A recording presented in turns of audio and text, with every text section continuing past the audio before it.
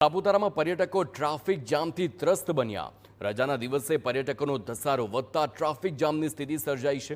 રસ્તા પર લાગી વાહનોની લાંબી કતારો। જાહેર સ્થળ પર ખડકાયેલા દબાણોના કારણે ટ્રાફિક જામ સર્જાયો। પાર્કિંગની યોગ્ય સુવિધાના અભાવે લોકોને ભારે હાલાકી પડી રહી છે। કુદરતી સૌંદર્ય માણવા આવેલા પર્યટકોનો સમય બરબાદ થઈ રહ્યો છે।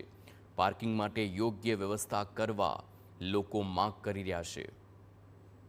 એક તો મેન પ્રશ્ન અહીંયા છે ને ટ્રાફિકનો છે। ટ્રાફિક કેના કારણે થાય છે? લોકો મન ફાવે ને ત્યાં રસ્તામાં ગાડી પાર્ક કરી દીધી, એટલે એટલા માટે કરે છે। પાર્કિંગની સમસ્યા છે, પાર્કિંગની મેન સમસ્યા છે। લોકોને પૈસા દેતા પાર્કિંગ વ્યવસ્થિત થતું નથી। એ પાર્કિંગ જ્યાં ન થાય એટલે એ રોડ ઉપર મૂકવાના, રોડ ઉપર મૂકે એટલે આવવા જવામાં તમારે ટ્રાફિક નડવાનું છે। હજી તો સાતમ આઠમ કે જન્માષ્ટમી જેવા તહેવારો બાકી છે, અહીં લોકો કઈ રીતના ટ્રાવેલિંગ કરશે?